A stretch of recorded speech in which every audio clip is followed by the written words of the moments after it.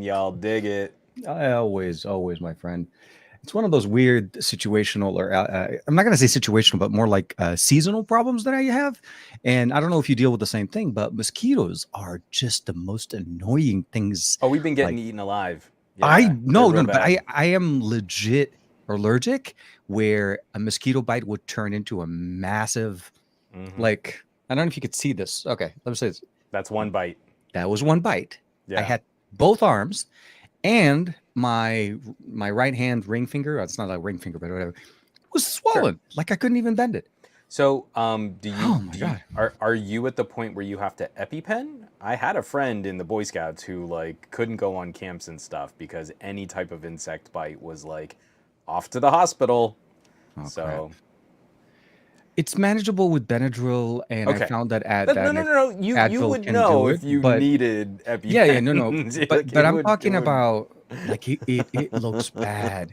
Like you're like, this is a tiny little, like it's not even the size of your fingernail, and Yeah. it's like causing that much problem. And then by the time I see it, it's always too late. And now that I'm talking about it, I just want to keep. Like, I just want to stop.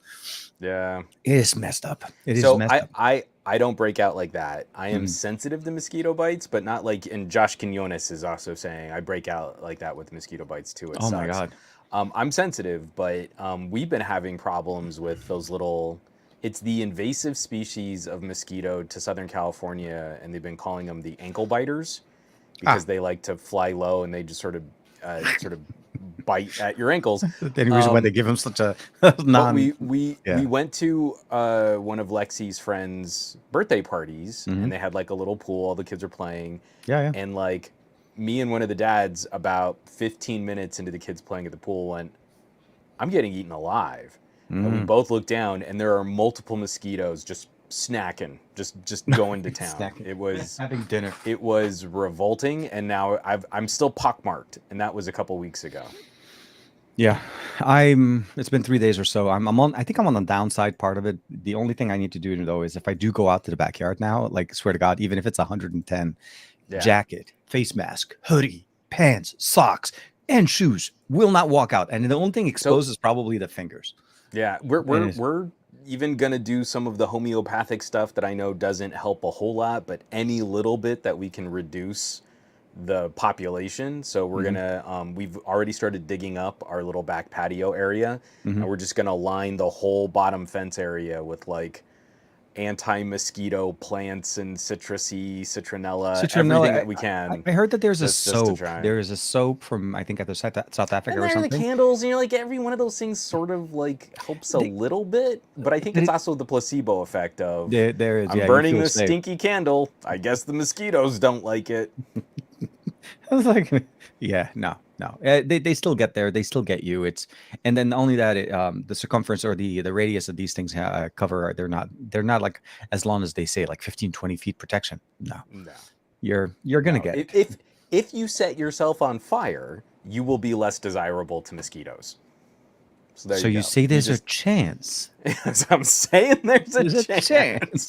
I like it. I Hey like everybody, welcome to our weekly horticulture and insect homeopathic chat. insect. Yeah, I there's suddenly spaced what the name of, is it entomologist, the scientist who studies insects? I want to say it's entomologist. Yeah, I think Okay, actually I one of my couldn't cousins is an entomologist, if I'm not I, I, mistaken. And I couldn't remember the word in time to make the joke work. So everybody, this is actually a tech podcast with two old cranky guys who are falling apart and are decrepit, and we complain about our aches and pains and our And allergies to mosquitoes are not insect that, bites. yeah, and mosquito problems. This week, not brought to you by Southern California mosquitoes. Yeah, definitely. Yeah, yeah, that is Although a the pain is sponsorship I probably, would absolutely turn down. yeah, pass on that one, my friend. But how you been, man? How's your week? I don't usually like we like chat and stuff like that, and I didn't get a chance to catch your show on Monday. Um, Oh, no uh, worries. So yeah, it's been a busy week, but I feel like a lot of this has just been prep work to get a few more projects done before we're all slaughtered in October. dude, I'm. And I'm actively working as hard as I can to Mhm. not cover more stuff than I think I'll be able to in October. Yeah. I have actually turned down 3 pitches for products, people like PR companies reaching out to me in email, and I like you know what? If I say yes to all of you, I will have mountains of free work to do that it won't be done well. No. I I'm mean, not you going to and you enjoy the process. absolutely. So I think it's best if we push pause on this and maybe circle back for the holidays or something like that. Well, I mean, October's turn. Okay, so I'll say this. Although we don't have official launches other than Google's Pixel launch in October, the things leading up to October are stacking us to be quite busy. We know there's a couple of Yeah. things that you and I at least there's one thing that you and I know about, one event that we'll talk about later, obviously, once we're Sure. able to, and there are a couple of more things, coming up, but at least we know. So Xiaomi announced that they're going to be launching something at the end of this month, and I know that one, Hmm. that's going to be the T series. We know Google's going to be launching the Watch, the Buds. I didn't even think the Buds were going to come out. So there's Watch 2, Buds 3? What? No, I Pro don't know what 2? they're going to call them because Whatever. there've been Because they've been Buds A Buds A, and series, then and there's, then yeah. Buds Pro. So it could be So the twos. whatever comes out is going to be a Mark II. Absolutely. Absolutely. And Yeah. then, of course, the Pixel 8 and Pixel 8 Pro, which we're going to talk about. Because Although, apparently, do you feel like we can jump right into Google? sure. Yeah, why I not? feel like Let's, we can kind of front load. I think the bulk of this conversation people have been talking about, like the the big specs and conversation. the rumors that have been coming out on Pixel 8 and the reveal of the Well, not Pixel 8, only that, Pixel 8 there Pro. was the leaked video, or not the Yeah, leaked video, the leaked website. leaked, Eh, leaked. well, okay, so what happened is Literally, no, not you can even the think about 24 it. hours. For Yeah. since like the Pixel 2, every single Pixel has managed to fall off the back of a truck weeks I, before launch I and get was fully waiting. detailed. Yeah, I wanted that full detailed unboxing 2 months Right? ago or 3 months ago. So what's up with that? We're really messing up right We're now. I way feel like, behind. So uh-huh. but before we talk about Pixel, and I'd kind of like the opinion on from folks in the audience here. Sure. I'm actually kind of surprised to still see a gap in Google's lineup for a pair of over-ear cans. Apple has That's true. over-ear cans. Microsoft has over-ear cans. I'm Sony has over actually, the ear cans. Yeah. well, I mean, like, yeah, Sony's bread and butter is that kind Absolutely. of strategy of portable and media focused headphone. I've got my XM4s on the table, like right in front of me. I think mine are But somewhere. Probably, yeah, but it's right like there with my the sound Pixel source. Buds, we all learned the tough lesson on how you're supposed to tie Bluetooth products together. Yeah, I feel yeah, like most people would agree the buds, the original Pixel Buds with the cable were garbage, and yeah. then the first true wireless buds were inconsistent performers for how the Bluetooth would master slave one earbud to the other. Absolutely. I'm I'm kind of surprised that now that we've gone through the A series were great. I've Mm-hmm. gone through the Buds Pro are great. Are also great. Yeah. There's not been any chatter about an over-ear solution. I feel like that's one of the key accessories that Google is kind of missing right now. It would. I think you're. I mean, I'll say this. It makes sense that for them to have that type of an offering because they offer the Hmm. mobile devices. They offer obviously other accessories and so on. This is one of Sure. those things that you can probably move into. I mean, I didn't even hear the fact that there was going to be even buds on at this event. Like all the leaks we've been hearing and everything, we kind of had an understanding that the Watch 2 was going to be part of this. Yeah, We knew obviously Pixel 8, Pixel 8 Pro. Those goes without, for that sure. goes out saying.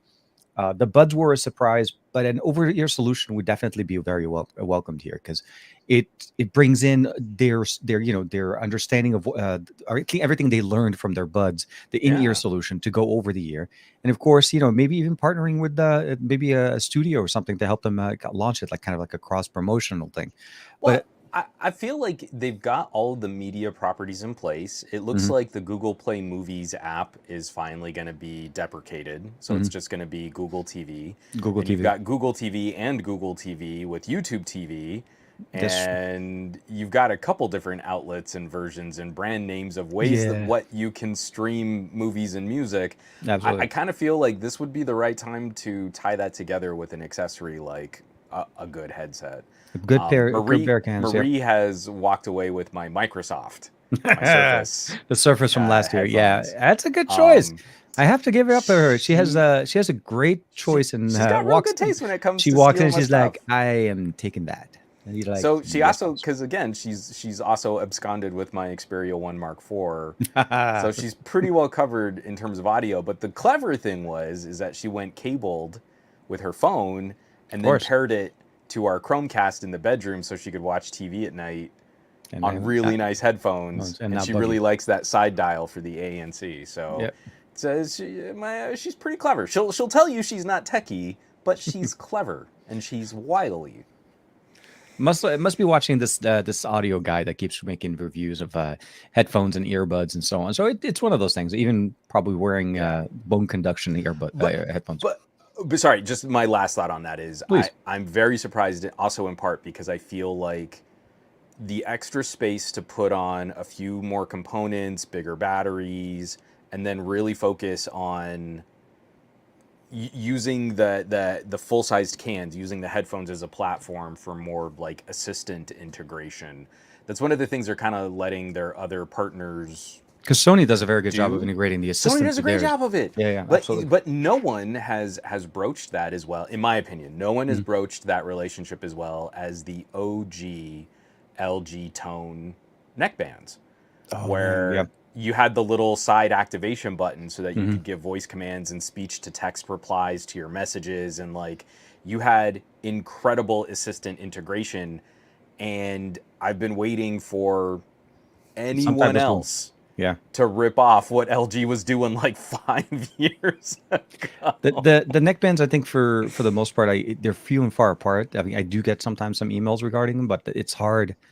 Like as a style, I think for some reason we all exactly. No, I'm with you. I think those are the Audio-Technica, we talked right? about them. Yeah. These are the Bear Dynamic. Should I get my OW sounds and my One Mores? They're on the shelf, but no. What I meant is the style that the LG one was. The LG one was actually the retractables. It was a different thing, a different style, and they also had you push the buttons like you said. I think I still have my Tone Studios in the box. Hold on, I'm just gonna reach over. Yeah, I'm not gonna spend too long on this if I can't find them right away. But it's okay. It's okay. Nvidia's trying to find your face in the background. Oh, this is great. No, they are here. They're just kind of buried. Hold on. No. Nvidia literally found your eyes peeking. Yeah, those are the ones I was talking about. That style hasn't picked up. Exactly. You pull them out, you push the button to bring them back in. So you've got your like Clydesdale yoke. So I got it. Yep, that just went in. Oh no, this one was always the one that was a little. Still works. Okay. That's they good. still retract. I'm gonna charge these up. I'm gonna see if I can get these working again. I miss that extra functionality, and I feel it's one of those things. Like you and I have both been making a ton of videos on face displays and augmented reality and all this stuff, and I feel like audio is still not treated with the same kind of attention for helping us flesh out these extra features and services on our phone, on our phones. We always seem to just stop at sending the message, right? So if it's a watch or like my Nissan's really crappy in-dash unit will get a text message on my phone and then read it to you. And then you're like, okay, well, can't do anything else with it because you're operating a motor vehicle, but good thing you know about that text message. And I just feel like we keep missing that last step of, can I just reply? Yeah, make it a hands-free reply. Something? Like, well, Android Auto does a better integration with that, but the concern is obviously not every car comes with Android Auto if you want to retrofit. But the integration, you're right. We need better tools to allow us to focus on the road and not have to distract ourselves. And headphones, audio, I feel is like the perfect abbreviation for a short form communication. And I think it's hilarious. When I had the Focals by North, it had incredible speech to text. It was better than almost any other smartwatch that I had used to that point. And it was funny because I would just talk conversations out with people on Discord. I'd get the notification, someone had a comment in one of the channels, I'd see the message, I'd click reply, a little microphone would pop up, I would say my reply, it would send it off as a piece of text. But I'm sitting here talking to people, but they're reading what I'm saying, and I never had to interact with my phone. I want that in a pair of earbuds. Well, I'll say this: the Pixel Buds do a decent job of that, especially if you integrate them with the assistant. But over-the-ear solution integration is good. Over-the-ear solution right now, outside of Sony, which I think does a decent job of that, we don't have any other players in the market. Any other companies that do make them, typically the maximum solution that we get from them is maybe activating the assistant, but it doesn't integrate with where if your message comes in, the assistant reads it, and it doesn't go through the setup of. I guess it's not a certified assistant piece of audio hardware, so it doesn't go through the setup process. So there is no integration, and we want that more. Google does it well with the Buds, the A's and the Pros, and of course, earlier generations. But I think you're right. We need a little bit more in that ecospace to kind of round it off, because it seems like the missing component from this. And I'm acknowledging, like, I'm being very specific, because this is the same complaint I have about fitness bands, the same complaint I have about heads-up displays. I want rich notification support, not just the delivery of a notification to my wrist.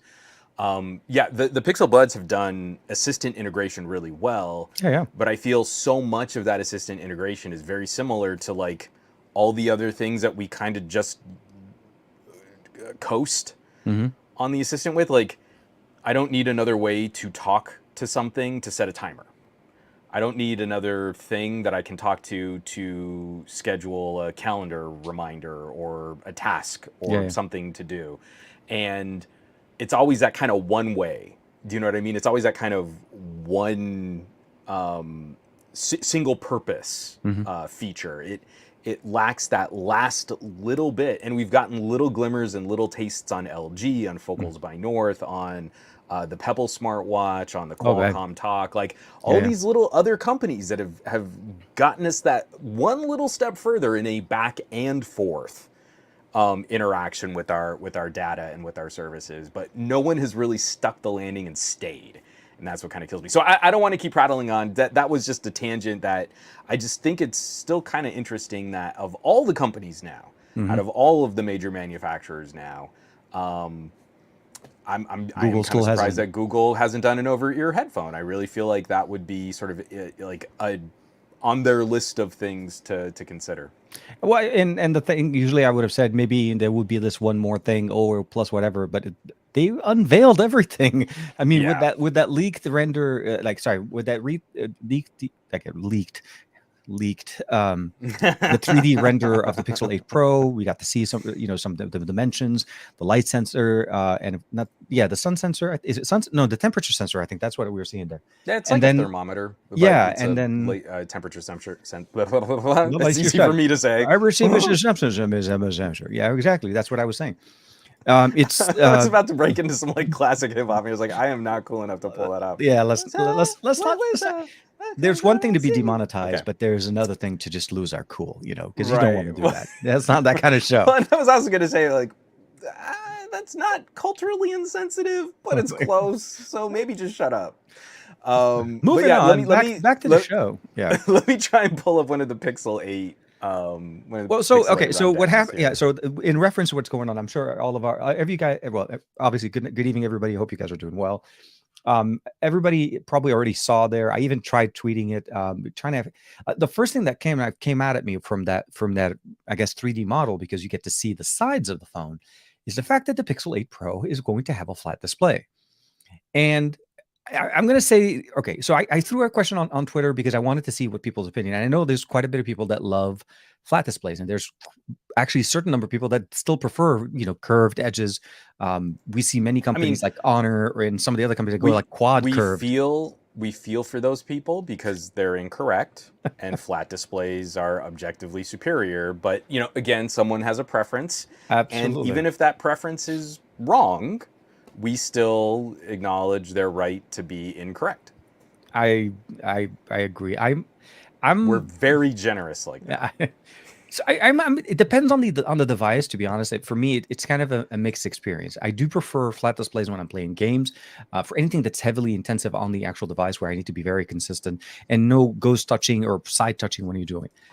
But sure, I also kind of see that, again, in the question that I posed, I said, do we associate flagships with curved displays, or do you associate the curved display as a flagship feature? And so here we have the three, although we're missing the buds in this picture. We basically have the Pixel 8, the Pixel 8 Pro. I caught the link first from TechCrunch, so that's kind of the first one that I pulled. So just for reference, I think it's on the site, if I'm not mistaken, as well. And there is that leaked video, exactly.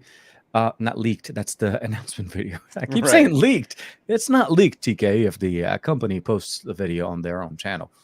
Um, the biggest thing, obviously, we're seeing is that the Watch 2 design hasn't changed. That's one thing that, to me at least, it looks the same. I'm hoping it's bigger, at least, maybe bigger No, battery. no. Actually, here's what's interesting. Let's try and focus product by Sure. product. So we were Product by product. talking about Pixel 8, Yeah, yeah, and I'm on board. I would prefer Pixel 8 have a flat front face. yeah. For me, I feel like curved glass on a phone is this beautiful element of aesthetic. It's this Yeah. beautiful element of design. I just don't find it practical. And I It's don't think a absolutely lot of it's not a practicality. manufacturers It's purely for it's it looks. because it doesn't contribute anything to the function of the phone, but it looks pretty. But Hmm. the thing that really bothers me is I feel so few manufacturers have done a good job of supporting Hmm. first party, supporting those products that have more dramatically curved sides. Yeah. I would point to OnePlus as doing an above average job of releasing like cases that do a good job of kind of bordering the sides, maybe replacing some of the bezel that the curved screen lacks, and giving you some rudimentary edge protection Yeah. off that curved glass.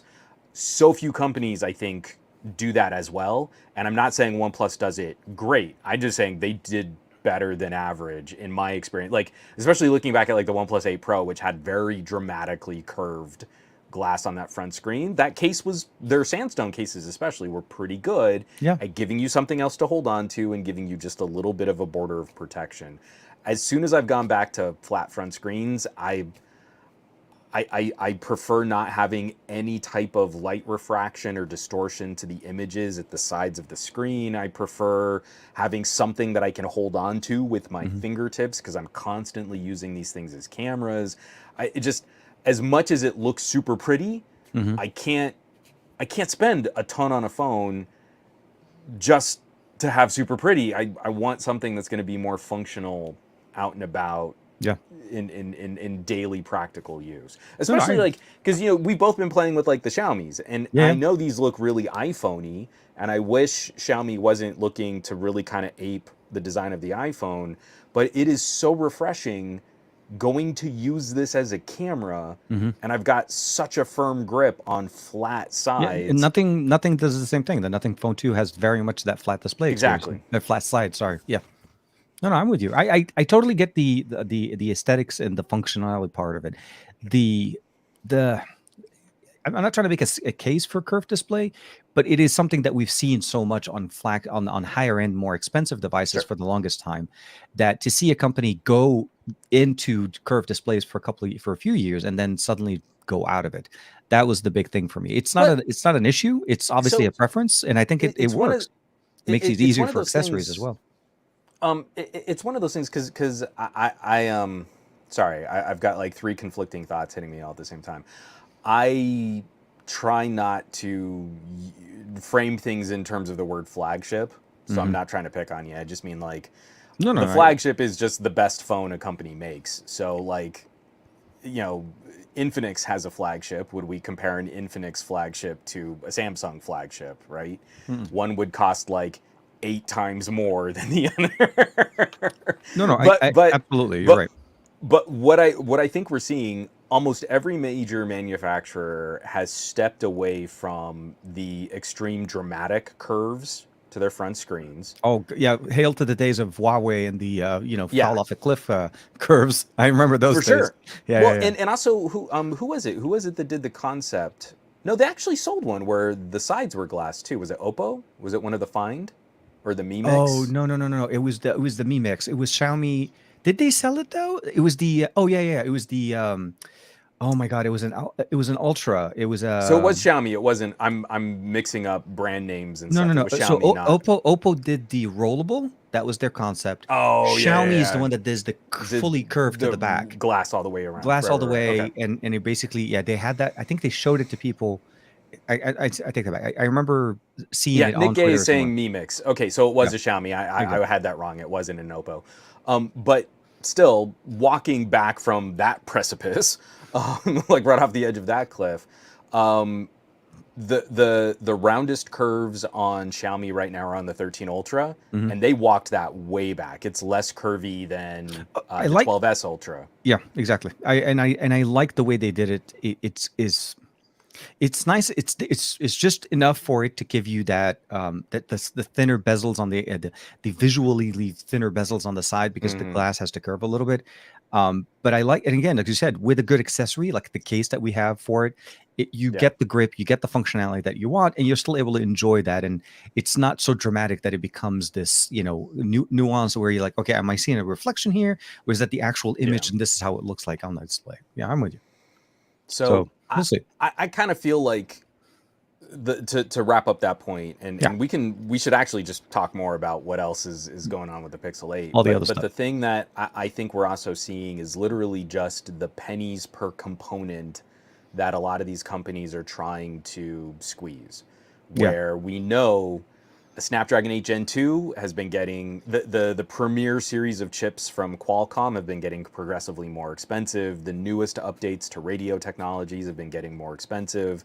For some reason, we have this expectation that consumers care about like having screaming fast RAM and UFS storage and all of Yeah, these yeah. other parts and pieces that are supposed to contribute to phone performance at the same time as we keep telling people just do the most basic things on your telephones.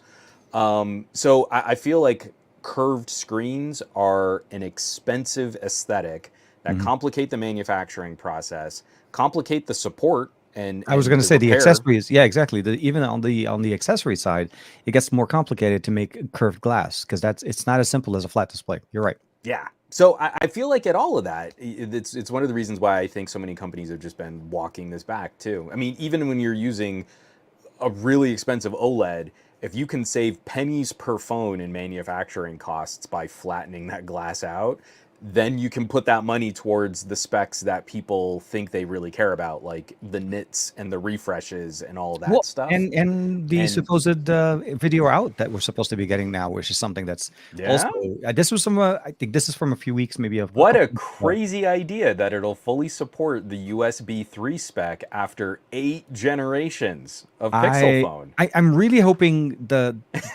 bit of information does pan out and that it is not disabled, even though the hardware can support it. I'm really hoping that this is something that does end up happening. I hope so. Yeah, I'm Yeah. also hoping it's really secretly that the Android desktop experience gets better now that you're able to now that you're able to support video out.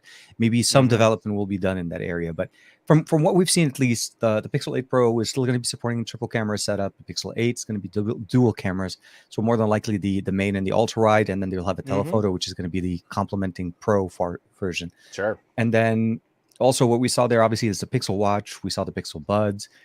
There's a few colors I think that what I was able to pick up. It looks like there's the pink or whatever salmon I think that is, or I'm not can't pan. Yeah, I don't know.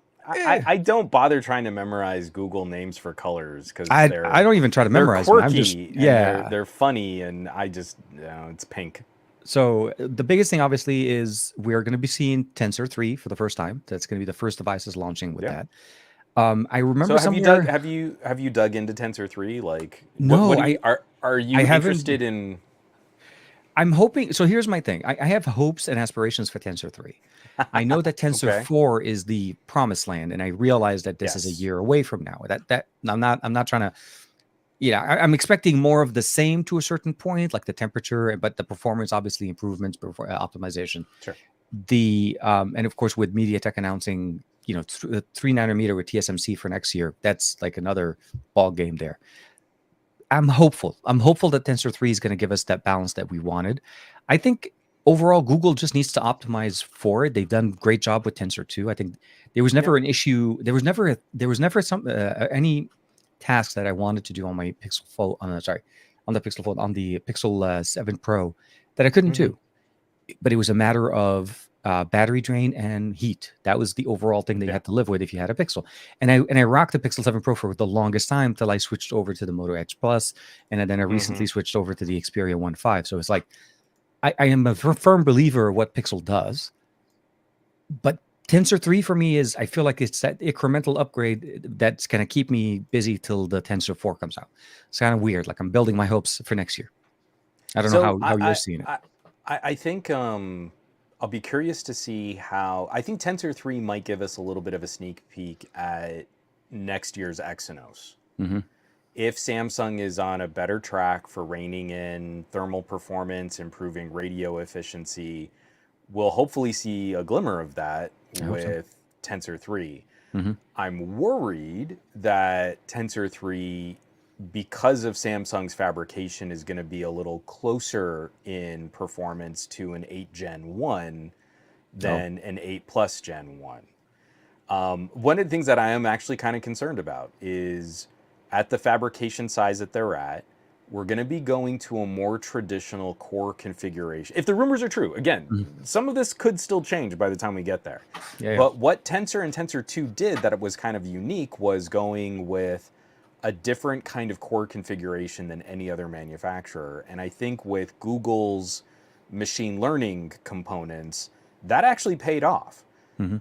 You can sit there and say like, oh, well, it's got these Cortex X1 cores, and the Cortex X1 is now actually slower than the medium-sized cores in the 8 Gen 2. So Hmm. really, your Antutu score is going to be like twice as big on a Snapdragon, but you can't do Tensor because it's not as good. But when you look at what Google actually optimized for in the machine learning that Google is working with, because they've been blowing every other company away when it comes to crunching image data. Hmm. And they've been crushing other companies since the Pixel 4. Yeah, yeah, So what absolutely. Tensor can do with such an extreme disadvantage in internal components is nothing short of remarkable. And it's still the absolute fastest UHD video crunching device on the market today, outpacing Apple iPhone 14s, iPhone 14 Pros, excuse me. Of course, So because the what 14s I'm were a running little, the older processor. But yeah, I'm with you. for sure, they're a year behind. Yeah. So what I'm a little concerned is if the CPU configuration is a little more Exynos-y, Hmm. and if we don't see Samsung get after improvements to the radio stack, then I'm worried we're going to have a repeat of the 8 Gen 1.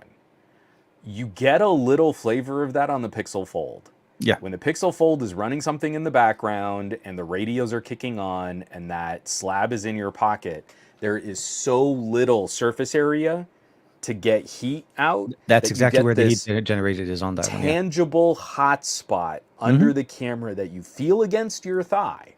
And it is Oh, not comfortable it's a Pixel 7. Yeah, when this Pixel phone is 7 really Pro and Pixel cranking. 7 have the exact same concern. We benefited from better radios on Tensor 2, better radio support, and better performance on Tensor 2, but the heat Yeah. concern is still there. And But that heat concern is still a Samsung issue because oh they're no, no, still no, using those absolutely, absolutely. Exynos I'm not. modems I'm not trying and to. I'm not pointing the finger on saying that Google oh, did. I am. No, no, No, no, no, I know you're being diplomatic. I'm no. saying. I'm trying to. No, well, what I'm trying to say is, in my okay, so in my recommendation of Pixel devices over the years, I would say the Pixel 3 was a revolutionary step. This is where we started seeing the shift. The Pixel 4, again, Yeah. experimenting, definitely moving forward. The Pixel 5 was kind of a, it was a weird year, COVID. I'm just going to put Pixel 5. Well, It's a small phone, great processing, big but battery. I think we really see when Pixel 6 came out Yeah. the challenges of building that chip with Samsung. And the I software. very much believe that Pixel 5, Google wanted Pixel 5 to be the Pixel 6. And they couldn't get Pixel 6 ready in time. And then a global pandemic broke out and they pulled the stopgap measure. They pulled parts and pieces that they could Mhm. assemble more quickly Yeah, to yeah. put together what would have been a mid-ranger phone, probably some variant on a Pixel 5a, and Mhm. then they spruced it up a little so that it was a little nicer, and that's what, instead of having a 5a and a 5a plus, you had a Pixel 5 and a Pixel 5a. Well, the And I Pixel think 5a, that's what we ended 5G, up which with. was the big, yeah, exactly. But I No, no, think, no. But that's what I mean is I feel like we would have gotten a Pixel 5a little and a Pixel 5a plus, which is what we did get, mhm. because the 5a is a bigger phone. It's not a littler phone. No, no, But exactly. instead, they took the Pixel 5a, gave it a nicer screen, and called it the Pixel 5 as the more premium phone because they couldn't get what The Pixel eventually 6 became the Pixel 6 could be. up and running functionally. I have no insider knowledge on that. No. I have no confirmation on that. That is purely speculation on my uh, part. yeah. But when we look at the pieces of the Tensor, the original Tensor, hmm its individual components compete like we would have seen this phone go up against the Snapdragon 888. Okay. It looks like a chip that should have come out right at the beginning of the big X1 cores from Qualcomm and from MediaTek, also doing some similar work in that space Yeah. too. No. I So, think they were sorry. both. Yeah. Short story, incredibly Incredibly long. long. Very. I am anxious to see if Google can maintain their image processing performance crown, hmm but I am really anxious to see if Samsung can get ahead of their fabrication issues, their efficiency issues, and their radio management issues. And if they can't, I feel the Pixel 8 is going to be in for some really, really tough criticisms because MediaTek and Qualcomm have never been stronger working with Oh, TSMC this year. absolutely, and it's been ever since even before the launch of the Tensor 2. This is the big hitters now, TSMC, and like I said, MediaTek I think announced either yesterday or the day before their plans for the 3 3 nanometer. nanometer. Exactly. So Yeah. they're already talking, not even the one they're going to announce this year, the next Yep. generation when they jump down to 3 nanometers. The biggest thing I'd But that probably means say, they're going to be having MediaTek is going to have a premier tier chip that's going to be going up against Apple's expensive manufacturing processes. We know they're they making often try to claims. buy out everything that TSMC can make, and MediaTek snuck in there. This is going to be a stupid year for like laptop grade compute power in your pocket That's what getting we into want. I want to 2024. see more like the Windows on ARM solution. I want to see more of those type of leveraging the horsepower, the processing power. I mean, they're talking about like 30% power efficiency, not power efficiency, 30% power improvement with the same power draw at this from So going here, from a 5 to a 3. okay, I have the same problem. Yeah. What helped me was splitting the words performance and power. Yeah. So if you use the same amount of battery power, Mm-hmm. we're looking at a 30% performance increase. Increase. That's what I I was saying. don't think anyone cares about that. If you give me It's a a flex. At managed, this point, it's a pure flex because the hardware is not it going to means exist. Yeah. nothing. No. Because so few apps are ever going to touch that level of performance. But Yeah. if you can give me a managed, a different scheduler on that CPU, That's what we need. managed, Yeah, exactly. then I can still keep roughly Snapdragon 888 tiers of performance hmm for roughly, what were they saying? It was like a 20% power reduction at the same tier of performance as what we have today. Every consumer you talk to, Yeah. outside of our circle of mega geeks, every consumer you talk to, if your phone could perform exactly the same way that it is today, but Your you could battery will last. add 25% more battery life without having to do anything else. You don't have to put a weird case on your phone or make it bulkier. Yeah, or put it Every in a battery case or something, or we'll run a wire. Yeah, no, exactly. everyone you know would be like, yeah, hook me up. I don't need my phone to get a 20% bigger Geekbench score. And it I gets need my phone to last an extra and it does not 2 hours. overheat with that performance boost that they're trying to. Yeah, no, it's absolutely that 888 to the 8 plus Gen 1 type of a conversation going on. We kept going with more power, more heat, and then suddenly we're like, oh crap, we got to fix that. So that's what we got with the Plus, and I feel like again, this is talking future 2024 conversations, but from what we have with Pixel right now, at least on understanding Tensor 3, my hope would be obviously is to keep the performance of the radio performance that we had with Tensor 2, because that was a good recipe there. Oh, we need to improve on that though. I know you're not wrong that Tensor to Tensor 2 radio management did get better. I'm not trying to make it sound like but it also didn't, the antenna placement helped a lot, quite a bit, making sure we had better antennas. But yeah, for sure. But this is also one of the main differences that I point to when you compare a Pixel 7 Pro against a Pixel Fold, and even against like a Pixel tablet. You start looking at surface area, you start looking at internal components, and one of the major differences being how radios are managed. And the Pixel Fold does not have enough surface area to contend with how hot those radios get. So when your SoC Yeah. and your radios are kicking, that phone is a space heater. And Absolutely. it's not space heater doing a ridiculous task like rendering 4K video. It's a space heater just like keeping up with my text messages Oh, if it's already a little warm outside. We had someone else, Raj was saying that like was it Raj? Did I have that wrong? Yeah, the shortcomings of overheating become disproportionately higher in a tropical country like India. Like if you already have hot and humid weather, there is no air to dissipate the heat from that radio. no, I And know. then I compared that against my OnePlus 11, and it is so much more performant. It is so much faster at all of those tasks. It's getting much better 5G connectivity, especially because I'm out here in the burbs like you are. You know, Yeah. you're constantly like right on the edge of a tower where your radios are working the hardest. And I very rarely get Hot Pocket on my OnePlus 11. I was getting Hot Pocket all the time on my 2022 Motorola and Hmm. on my Pixel 7, on my Pixel Fold. The Pixel 7 Pro was a little was a little twitchier, but it wasn't Hmm. as bad as my Pixel Fold. So this I is exactly where that radio efficiency, and this is also where I feel like we always kind of hold up Qualcomm as being the crown jewel in this space when it comes to telecommunications equipment, but MediaTek is right on their heels, and mhm. Samsung is not close. They are a distant third in this race It's when definitely it a comes to handling 5G. that's one of the things we, like you said. I mean, Tensor 3 needs to provide us a better balance between those, because to on a daily basis, 90% of the things we do on our devices require connectivity. It's on a radio, Yeah. either a Wi-Fi radio, your 5G modem, 4G, whatever the connectivity it is, it's connectivity. The device is Hmm. smart because it's connected. If it's not connected, Yeah. then you're running a more local content. You can create things and so on. But those are some of the challenges that you deal with. I mean, it's a hard thing to kind of explain, but once you have a Pixel, especially the 6 and 7, you understand it. And even with the short amount of time that I spent with the Pixel Fold, I felt the heat. I wasn't really doing a lot.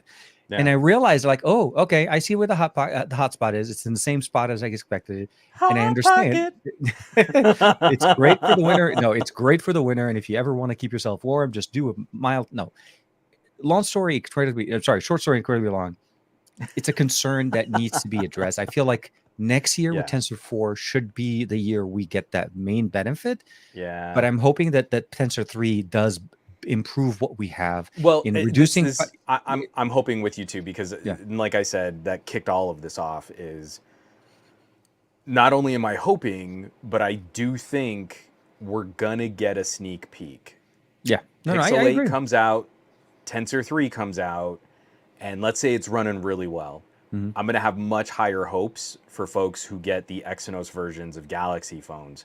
But if Tensor 3 comes out and I'm still dealing with some of these inconsistencies and some of these inefficiencies in battery drain and radio management and Hot Pocket, I think it's going to be a bad year for Samsung fans. I think we're going to be in for a very similar kind of conversation getting in. What is it? Exynos 2400? Is that the one that's I coming out next year? honestly, if I remember correctly, I thought with the S series they didn't they go Qualcomm all the way with the S series this No, year. no, they did There was this year, Yeah, but they're but going they're back going to back. Yeah, Exynos that's what next I was year. gonna say. Yeah, Yeah. because that's why I was trying to figure out if it's 2400. The Actually, speaking of Exynos, there was also something I saw an article on Pocket Now talking about the fact that the watch is not going to be supporting an Exynos. They're going Qualcomm this year. Oh, we talked about this a little while back. Yeah, they're getting The the the, same. the They're getting W5. the W5 that's in the TicWatch. But I thought So that that's a yeah good place to switch over to the watch yeah. Sorry, because I didn't want to make because you were saying you were hoping that the watch would get bigger. that was my biggest thing. Like the number one thing from last year, I love the implementation of Google services. It I looks so loved yeah. the watch is great. It's just that on a wrist like mine, it just looks like a tiny. I mean, So it it's looks not like a going to get fitness tracker. bigger. I Yeah. feel like Google is leaning into this being sort of an addition to the Fitbit lineup, that it's Oh, supposed absolutely. to I think be a they're smaller, doubling down. It feels like, yeah, they're sticking to the Fitbit but in keeping the approach. same shell Hmm. and getting away from that stupid, ancient mobile Exynos, they are going to save quite a bit of space internally And all of the Oh, rumors, I and get, believe, in the same shell, you're going to see a not a significant, but you're going to see a battery size increase because all of those dies, all of those components have shrunk on the rest of the watch. And this is and what you was get better killing me is like, processing. Yeah, I and like better I management. Yeah, understand what Google had to do to keep Samsung happy and the agreement and the relationship that they have, it's still but there. Yeah, yeah. like, man, sticking with Samsung for this transition that Samsung's been going through, trying to fix up their semiconductor industries, their individual components and radios and RAM and processors and all this, has not been the best foot forward for Google. And so next year with a Qualcomm SoC, I feel we're going to get a real glimpse of what Wear OS can do with Google optimizing the software, delivering this on an actual current Hmm. tiny watch SoC. And Exactly. Not, yeah, not now running there older will be generation. no excuse for Google to sideline Citizen and Fossil and Mobvoi because all of the work to get stuff like the Assistant working on Qualcomm SoCs will have been Really done. done. And if Exactly. we still see like TicWatches not fully supported, then that to me is like the last gasp. I'm done with Wear OS.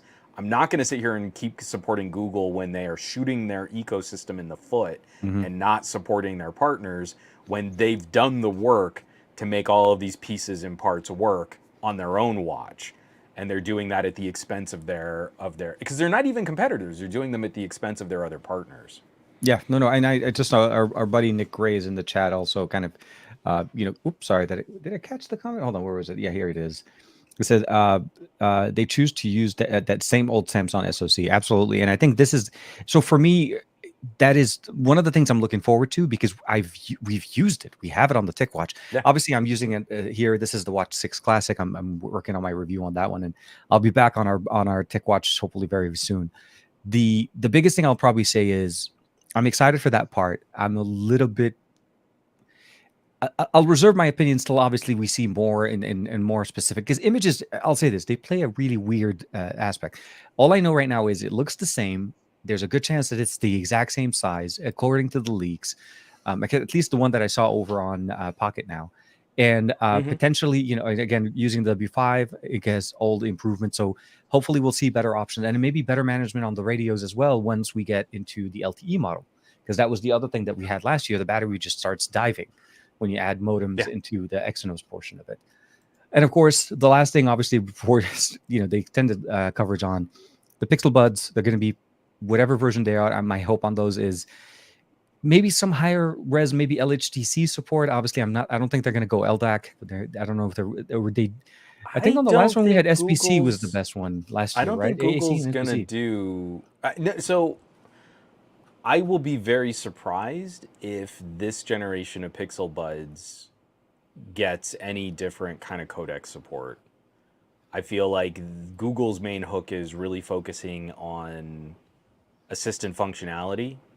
And so they'll bring in the newer features from like Bluetooth 5.2 and 5.3. So you'll get Mhm. like multi-point because they really want you to be able to have that kind of Apple-like experience where you pop open your buds and they're connected to your tablet, your new Pixel tablet, and your new Pixel phone at the same time.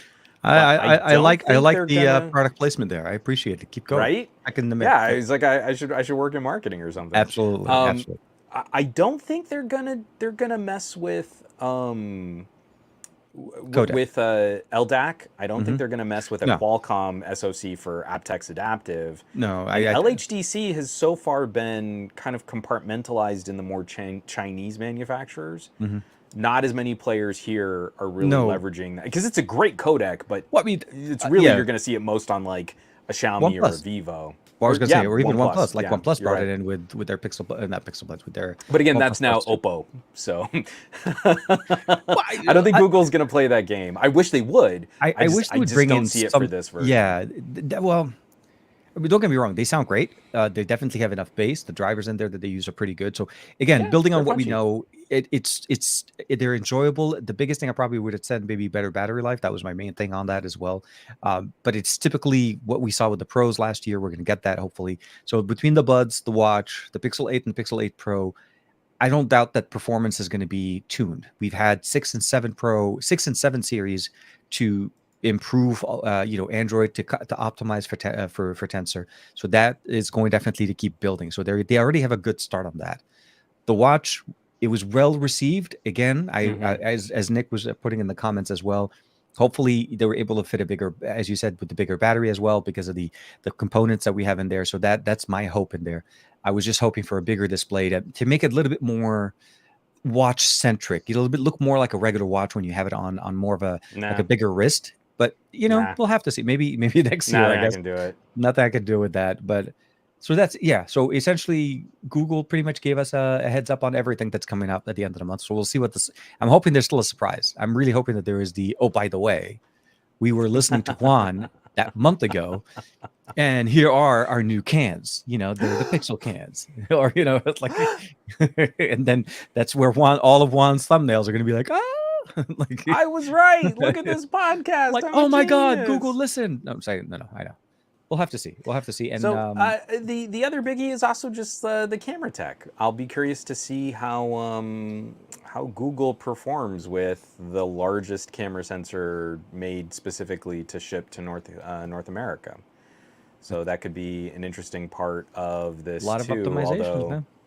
It's well, kind I just like I'll be really curious because like the Xiaomi Mi 11 Ultra used the the GN. GN2. What was it? The GN2 or the GN1? GN2. GN2. GN1 Sorry. was the 1/1.3. This is the 1/1.12. One. Okay, so the GN2. So almost a 1-inch type sensor, just like Shy. a hair shy.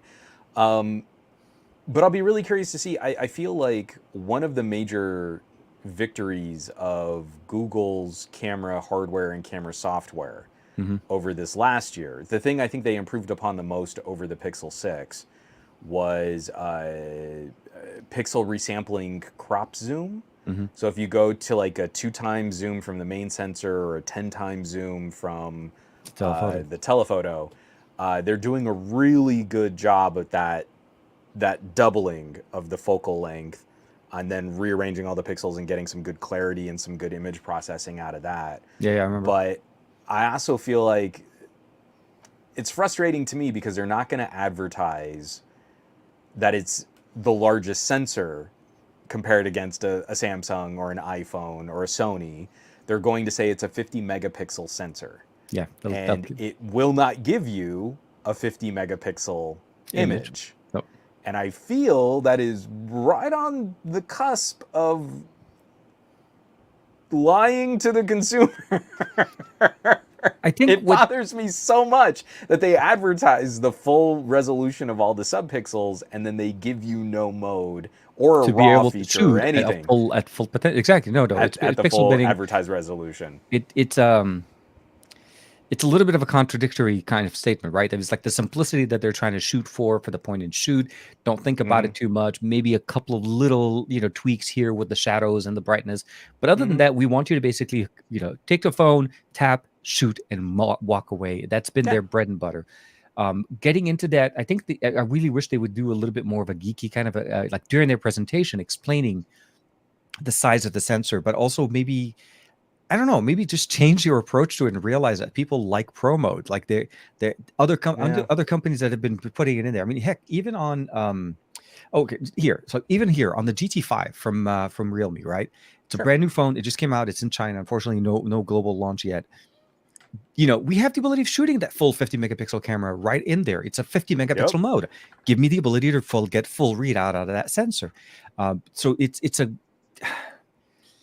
And I know I'll say this. I know this. We've been in conversations with Google engineers. I think in the past, Team Pixels was doing some stuff, and I think you may have posted that question, and the answer was very much, our focus is on that point and shoot.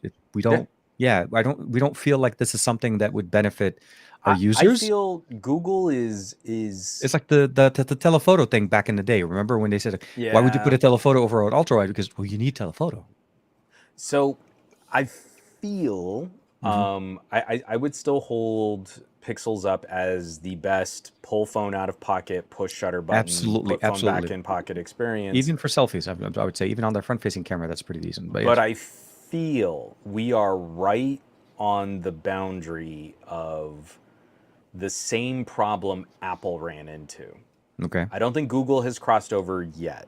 The Okay. Pixel camera app is still the sleekest and the cleanest, even for how you have to dig through some of the menus to get to some of the more advanced features. True. Like there are still really stupid things on the iPhone where they replicate functionality and settings and controls in stupid places. So like your HDR toggle is on the left side of the screen when you're in this mode, but it's on the right side of the screen when you're on this mode. And you're like, that's terrible software design that would never be considered intuitive if it didn't have an Apple logo on the back. I don't feel Google has crossed that line yet. No. But Okay. man, it is getting there when we've got really dumb auto mode features that are situation specific, like near focus or far focus for astrophotography in night mode. That is a dumb flowchart for the user to remember that I'm going to go into night mode. And then if I mount the phone to a tripod, it'll take like a 2-minute exposure. Yep. But the phone is too stupid to always autofocus on the stars if there's anything else in like the foreground of your scene. So now there's a different auto toggle to force far focus, but it's still auto. It's still not just a manual slider to say focus to infinity. Yeah. And beyond. Give us that slider. Exactly. That's what I'm saying. So by making things easier, you as the user have to fail through Google's app until you figure out, oh, that's why they're doing this in this mode for this situation, but only if I'm using this accessory, and then I can choose a different kind of autofocus. Instead of just saying, you're pointing the phone up at the night sky, do you want a manual focus slider? At some point, the reason, pro photographers use pro cameras because just controlling the ISO, controlling the shutter speed, controlling the aperture, and controlling the focus is just easier than hoping a computer will make the right choice for the image that you're trying to create. And astrophotography is not a casual point and shoot kind of experience. No, it's not I just whipped the phone out and I took this amazing photo of the cosmos with time lapses and stuff. That's not how this works. So at some point, Google is going, I feel like probably not Pixel 8, but by Pixel 9, so many of these auto mode features just become more hassle than they're really worth. The core bread and butter experience of just getting a quick HDR photo from one shutter press is second to none. Yeah. But as soon as you try to step one step more advanced or with one idea more control, the app is almost punishing to use in getting you the feature, getting you the results that you want out of it. No, I'm with you. And I do want to say thank you to Raj for pointing out. Yeah, he's right, actually. You don't take selfies. I was wrong about that. Right? Yeah, you take the main camera back selfies on that. So I saw the comments. I was like, yeah, he's right. So I do take photos of myself. Well, I just don't take selfies. them from the worst cameras on my phone. Here, I've got my Pixel Fold. Let me just take a photo of myself here real quick, and I'm not even gonna worry about like opening the screen. I'm just gonna kind of point this right about there, and then I'm gonna open this up, and oh boy, that's like a really cool photo of me. Like just nailed it. Look at that. That should be the thumbnail for the video. It's really not hard. It takes pictures. No. I'm with you. I took the picture of my face.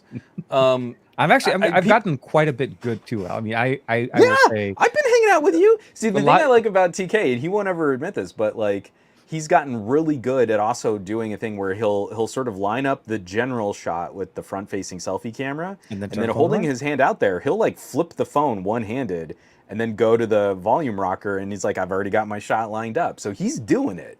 Oh no, absolutely. He's going for this it. is years of continuous training by Juan. So just be honest with you guys. The guy definitely has a lot of good influence on me over the years. Heck, man, I'm wearing one of his influences right now.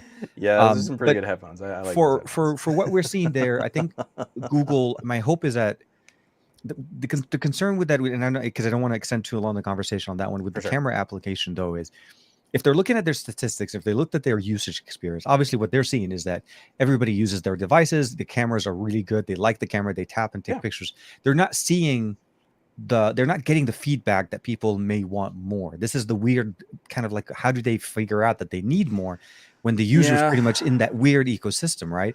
But It's unless they came from another device that had it and they're like purposely saying, assistant, I'd like to send a feedback, and then purposely yeah. say, I want pro mode in my camera so that you can submit it. Because also Google never advertises how to send them feedback. But I think It's a we've done simple process. such a crap job of educating consumers that they don't know what it is that they're missing, because they're likely bouncing back and forth between Apple, Google, and Samsung.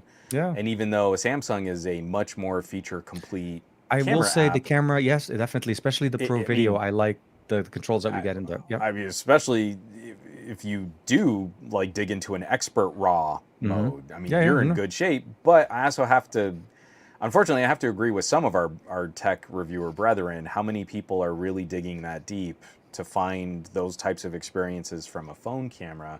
And that's where all of this becomes a little problematic. Is I am looking at Google getting ready to put the largest camera sensor in a phone that's ever shipped directly to North America. Yep. Increasing the sensor size on a phone like a Pixel doesn't necessarily deliver much practical benefit if you can't control Mm-hmm. what All that that. camera is doing. Yep. If it's Exactly. still full auto and it's doing all of the googly HDR and Google sharpening and Google processing, they love leaning into like those clarity and dehazing filters that you can play with in Photoshop. You eventually arrive at an image in good light that's not going to be that different than the half-inch sensor, because it's just so software processed going through. It will be a little different. You will get a shallower depth of field when you're working at your minimum focusing distance, but you already don't have a phone that really excels at that kind of consideration and composition. Like It's a the point and challenge. shoot experience out of an Oppo Find X6 Pro or a Vivo X90 Pro or a Xiaomi 13 Ultra, that casual clicky point and shoot experience isn't the best. But the second I line up a shot with any consideration for the composition that I want, those phones are incredible They excel content. so much. No, no, absolutely. And I think And that's the so biggest thing about them. that's where I'm sorry. The last point, the last thing, just to tie this up, and then I'll Please. shut up and we can move on. Is Yeah, I was gonna say, yeah, this show not brought to you by Pixel, but I you know. I worry. This is kind of an unfounded worry because Google hasn't let us down yet, but I worry that just continuing to increase the sensor size and using the same algorithms and modeling and post-production strategies that they've been employing for several generations of Pixel now, Mm-hmm. again, eventually you run into a limit of what you can expect a computer to process all on its own, making all of the decisions. And Apple is about 2 years ahead of Google in terrible post-processing, with every generation of their phones getting a bigger camera sensor. The photos on an iPhone 14 Pro are not better than the Mm-hmm. photos on an iPhone 12 Pro or even an 11 Pro. And in many ways, they are degraded because of the way that Apple's post-processing kind of kicks up ISO, smears out any kind of noise, and then over sharpens this like smeared remnant To try to after bring they go back through sharpness into the image. Yeah, to exactly. try. And Yeah. I don't think Google's going to do that. But at some point, you not only run into diminishing returns, you eventually start degrading the performance of the camera if you're not leaning into why you step up. We have these conversations. Like, I shoot on micro four thirds, and there Mm-hmm. are actually things that a smaller mirrorless camera sensor can do that larger camera sensors can struggle with. And there are situations where you might want to go with that smaller camera sensor if there's a specific production or functional reason why you're looking at the physics of how light is handled by that system. Mm-hmm. When you have a phone with an almost 1 inch type sensor, it's worth having that conversation to say, like, what are you doing and what are you getting out of this hardware other than just it needed to be bigger so that we could say it was somehow better?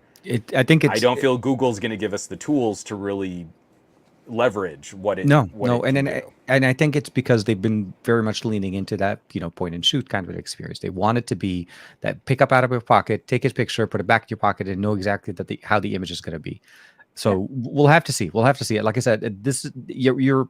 I think you're on the point there. Maybe the 8 and the 8 Pro may not be the ones, but we'll definitely see if there is some challenges that they need to overcome with the sensor at this point, and Right. how do they process their images, and do they still are they able to show the benefit of the bigger sensor while saying that basically, obviously, this is the improvement, this is why we're shooting better, we're getting better, that sensor makes sense for us as opposed to the 12 megapixel sensor that we see in the A series, which, as you said, in good lighting may provide an image that's similar, maybe less sharp, Yeah. maybe less, focus drop in the background, but it definitely, I mean, even the GT5 has a 50 megapixel camera sensor.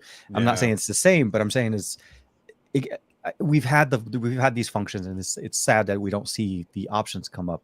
OnePlus does allow us to go a little bit more. Samsung does, but we need Google hopefully to open up the cameras maybe a little bit more. But It um, would be nice. We're not going to get it. But maybe like I'll chalk it off for next there's year. no way. So the thing that really bothers me is Mhm. look at how good Super RAW is on Vivo, Pro RAW is on an iPhone, Expert RAW on Samsung, Mhm. RAW Plus on OnePlus. What I forget what it is on Xiaomi, but they've got their version of it too. Yeah, or even And Sony. Yeah. Google could do that so easily with their current stack. Instead of just a raw file, and they usually do some kind of compressed MRAW, it's usually like half the file size of another phone using the same sensor. They could give us a stacked DNG, a computational HDR processed, like pixel raw or whatever they want to call it, and it would give us a little bit more leverage in editing that photo, but it would have some of that early post processing image stack, some of the HDR, a little of the noise reduction and sharpening applied, and then you could finish off the image. Mhm. I shared on the Patreon a shot from the Xiaomi 13 Ultra. I don't really like shooting in the 50 megapixel modes, but I got one of those like fried egg daisies, and it's just in the sort of middle ninth. Like if you were doing your your Yeah, rule of the thirds, frame is, and yeah, yeah. it's just sort of in that middle of the frame, and you can just keep zooming until you see the pollen on the petals, and it's like that's pretty good. That's really good, We and have I the need hardware that is mode so. on a Pixel. Yeah, no, no, I'm with you. I'm with you. So I guess for the things that we know and the things that we've seen, the Pixel event looks to be somewhat almost unveiled, but to a certain point, obviously there'll be some Yeah, surprises. We'll have to see what right. Google announces. Hopefully, there'll be the oh by the way type of a conversation. And yes, I realize it's a subject that we're always passionate about, but it is also interesting. Like, we don't get the unboxing, but we get the whole lineup like a month in For advance. sure. Like it's literally okay. So maybe 2 days short of a month in advance, but it is still technically quite a nice way to start the beginning of September. Um, One of the other things I did want to say real quick is obviously actually no, sorry, switching it over a little bit because I realize we're Yeah. waiting over the Let's hour. shift gears. Yeah. You had a chance to play a little bit with an interesting dash cam, like a large Yeah. display dash cam that So you're uh, so talking about. Yeah. again, like last week where I was like, oh, the thing that I was going to talk about, I left downstairs. I did not pull it back out of my car for the Ah, podcast because it's a dash cam, but I do have the box here, that's and what it I'm does. It doing a sits in the follow car. up. It's a Yeah, it dash just cam for stays in the the car. car. Dang it. So I'm doing another collaboration with the folks at 70 and they have a refresh. I covered their A810s. It was their top of the line 4K Hmm. dash cam, dual recording, so it can record out the front windshield at 4K, out the rear at 1080p. And it also has some really cool, just like real basic AI lane guidance, vehicle tracking. It Oh, good. warns you if you're getting too close to another car. It tells you like if traffic is pulling away from you. It can say forward motion detected, and it will sort of watch your position on the road. Very very basic, but handy, especially for folks. I mean, like our little commuter Nissan. is so old. None of those things were options when we bought that car way back in the day. So this is their follow-up. This is the A810. Hold on. We need to do this the right way. Every time you talk about things, we always do where I leave you in the small frame, and we're all like trying to squint to read what you're reading. So there we are. Yeah, here we are. Almost the exact same shell, almost the exact same design. They've improved some of the AI tools. So on a lot of these older dash cams, if the dash cam detected movement like someone breaking a window, it would start recording from there. Now, if you hook it up on fuse kits so that the car is powering the battery, these things will start tracking movement around the cameras before there's any motion or movement detected by the G sensor. But the big update is this new Sony sensor, the Starvis 2 IMX678. Oh, and if you look up Jarvis's the specs, cousin, Starvis. I've heard of him. Yeah, Yes. Starvis. Yeah, he's a hungry Oh. version of Iron Man's AI. Yeah. If you look up the specs on this dash camera has a larger camera sensor than the sensor on my Pixel Fold. So you can get a dash camera with a larger sensor than an $1,800 phone. So it's pretty great. There you go. Listen, guys, meaning do not mount your Pixel Fold on your dashboard. Don't. Yeah. Get the right. They overheat pretty bad. Pretty quickly. 70 might may be a better solution for you. Probably a better solution. So because I know our show's we're already running long here. I'm gonna have a video out next week. Okay. Comparing. So it doesn't change resolution.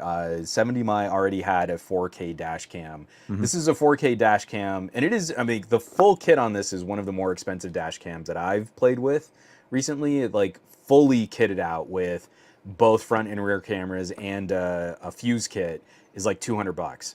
No, that's up there. Yeah, significantly, noticeably better in mixed light conditions, low light, nighttime, and when your car's like driving into a sunset.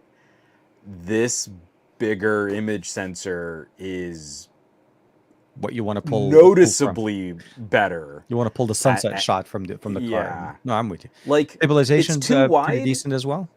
Well, yeah, I mean, it's such a wide lens because it's got to see the whole field of view out in front of you. It doesn't need a lot. There is some of that software processing where it's kind of reducing jutter, especially just from like engine vibration and stuff. But that's what I was more focusing on. Yeah, but like you shoot on a really wide lens, and it's you don't need a lot of image stabilization from that. What's really impressive is significantly, noticeably better dynamic range. And if you're driving around in traffic and it's kind of dusk light, and you've got like those kind of hard shadows, but then like light hitting the sensor directly, and you can still read license plates on cars in front of you, is a pretty substantial update. So I'm gonna have a full video out on this next week.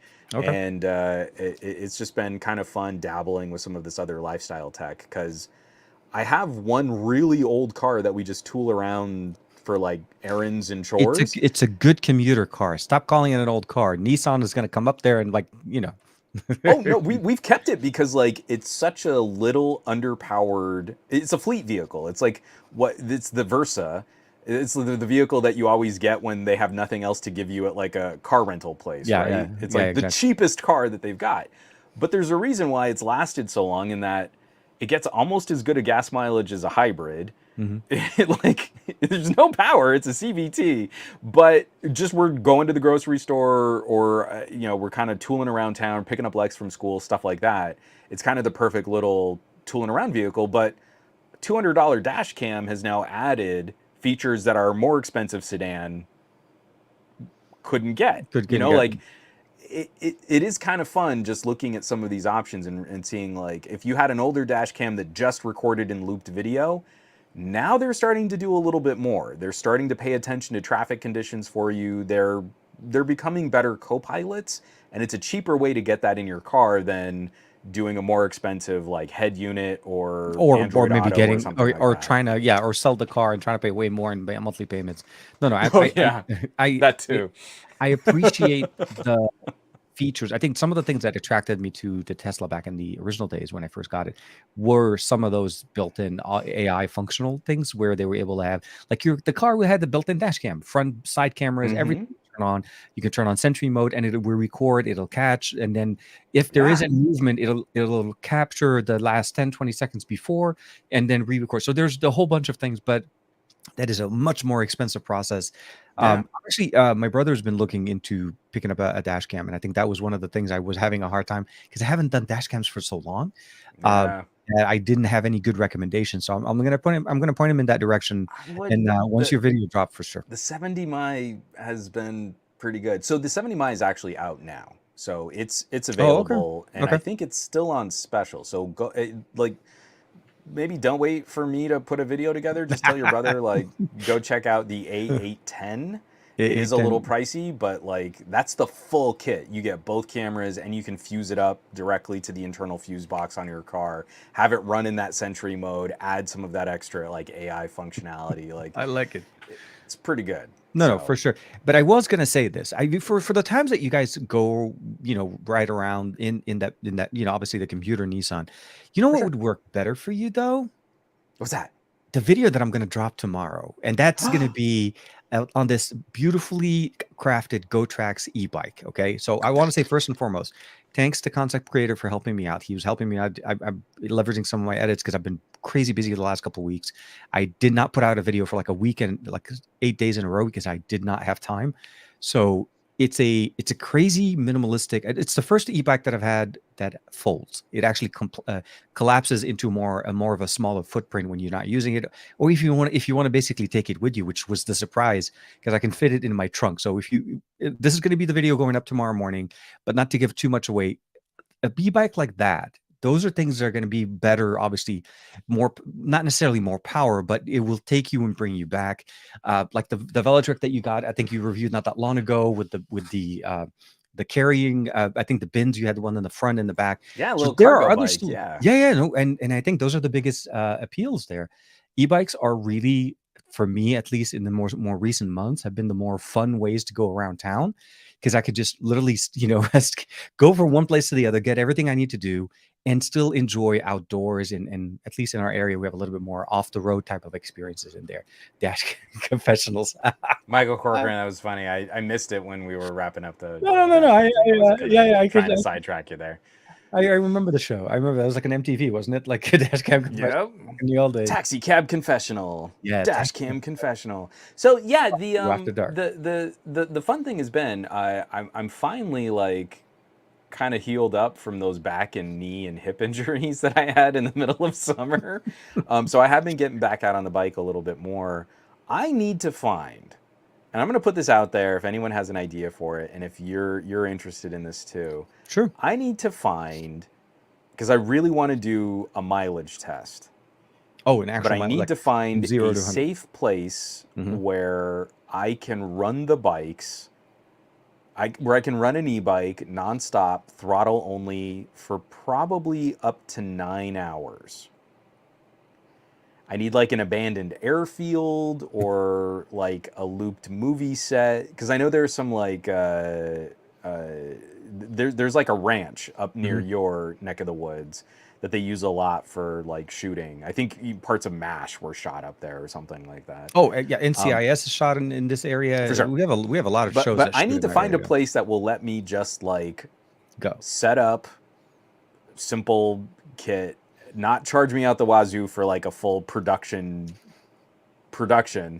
But I really want to see, because all of these bike companies come out with an estimate. Oh, Mhm. well, you can go 60 miles on a charge, Yeah. or you can go 45 miles all throttle.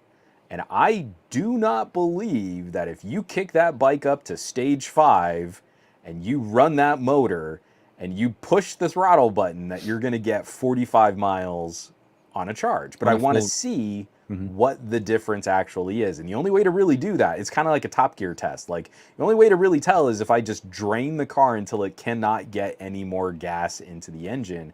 I've got to do the same thing with the battery. So Yep. if I test it in stage 1, that's a top speed of 8 miles an hour.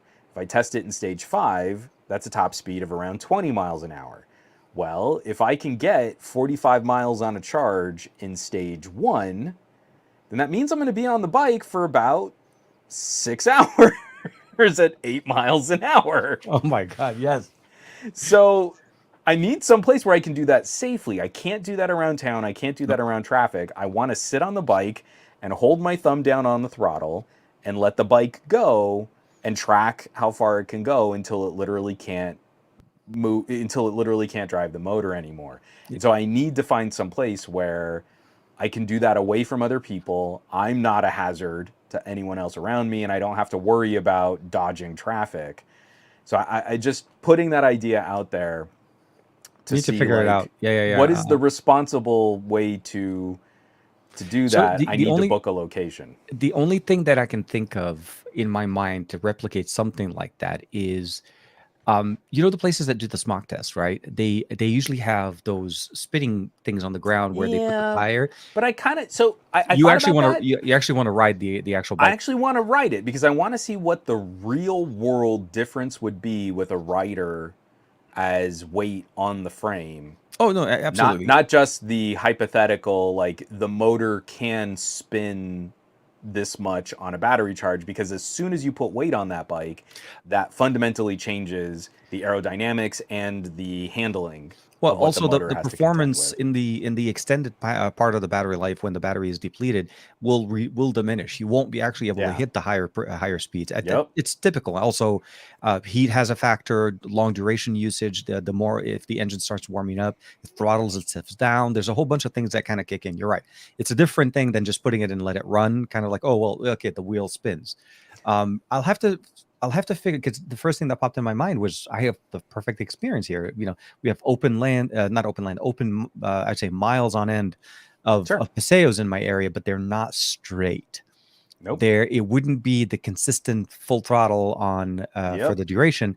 They would have to be obviously navigation, Because slow down. what I Yeah. need to do is run it at stage 1 at Mhm. 8 miles an hour, and then I need to swap the battery Well, and run it actually, at stage 5 at you're 20 think miles an hour to you're show thinking of what the Velotric. differences are. Yeah, but you know I that just most any e-bike. I mean, right now the main bikes I've got, e-bikes. Yeah. Sorry. I would probably use my my fat tire, because Mhm. I feel like that would be the most dramatic difference.